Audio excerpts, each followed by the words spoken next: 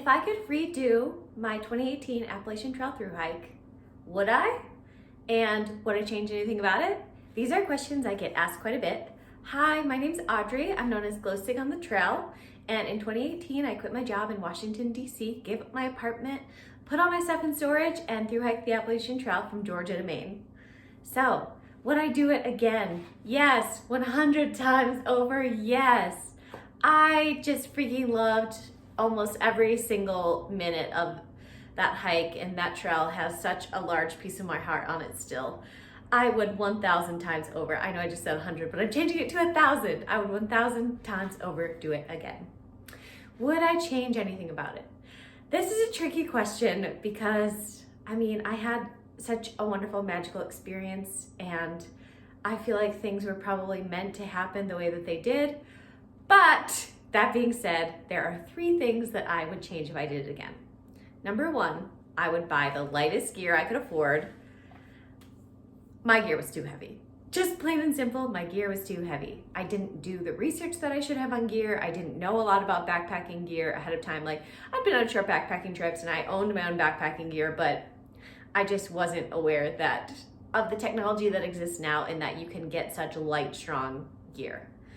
So my weight at the beginning of the trail, after I got a shakedown at Amicalola, was fully loaded about 37 pounds. That's too heavy. So that was the winter weight. I got a lighter sleeping bag, got rid of some of my clothes for summer, and so I was in the low 30s, probably from Damascus, Virginia on, because that's when I switched out my sleeping bag and whatnot. But it bogged me down. There were so many people out there with much lighter weights, and they had such an easier time. Don't get me wrong, I still finished the trail, and I used a lot of gear that I already owned, so I didn't spend a ton of money on gear. But I definitely think that I had a harder time than some other people just because my gear was heavier.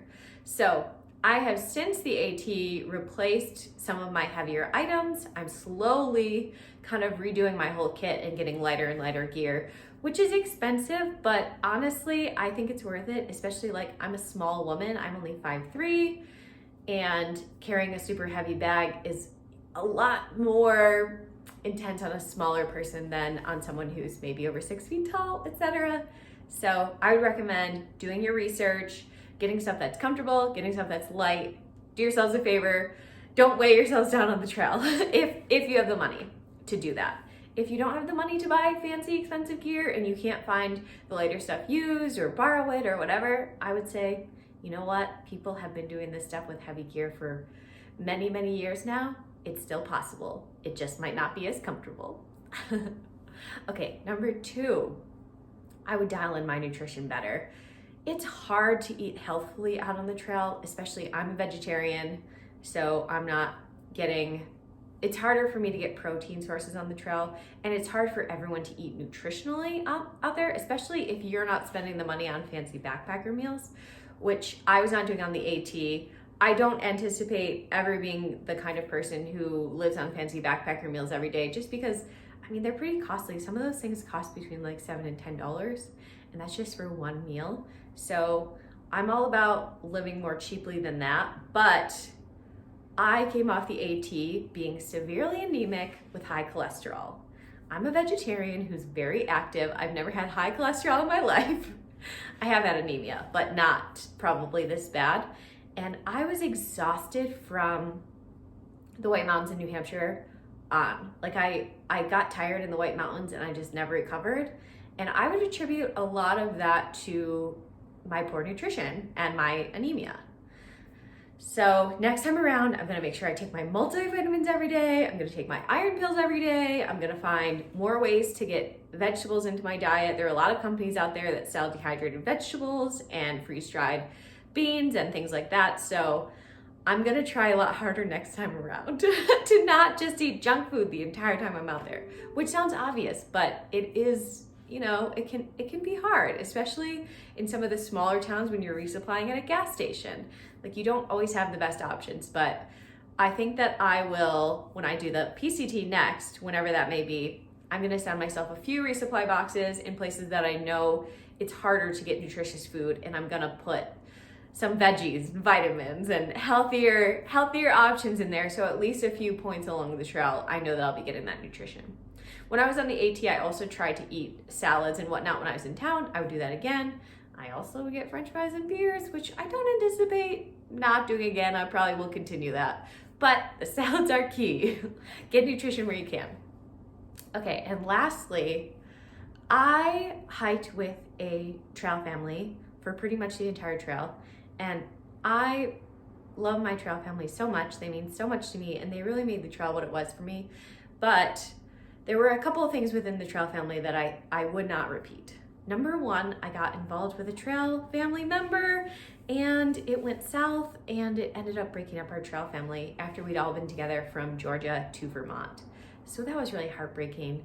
And the lead up to the falling out, like, I was super unhappy and sad and mad, and it was just taking an emotional toll on an experience that was overwhelmingly joyful and magical for me. So I would be very, very careful about doing that again, especially because it didn't just affect me and this other person. It affected our whole trail family and left several people really upset, and I still feel bad about that. And so I would just say, unless you're sure that you and this other person are on the same page and want the same thing and have the same outlook on it, just don't get involved.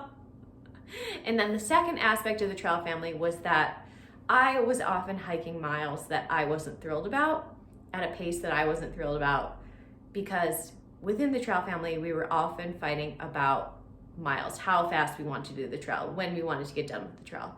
And me and my friend Ibex that I started and ended the trail with, she and I were in the camp of like, we wanted to go slower and enjoy the trail, whereas a couple of other people in our family had things that they wanted to get back home for. So it was a constant battle, constant struggle. And I think that if I were to do it again, I would just say, look, we're obviously not on the same page. We're not wanting to do the trail in the same way. As much as, you know, we all love each other as a trail family, this isn't working, and just let it go earlier than we did.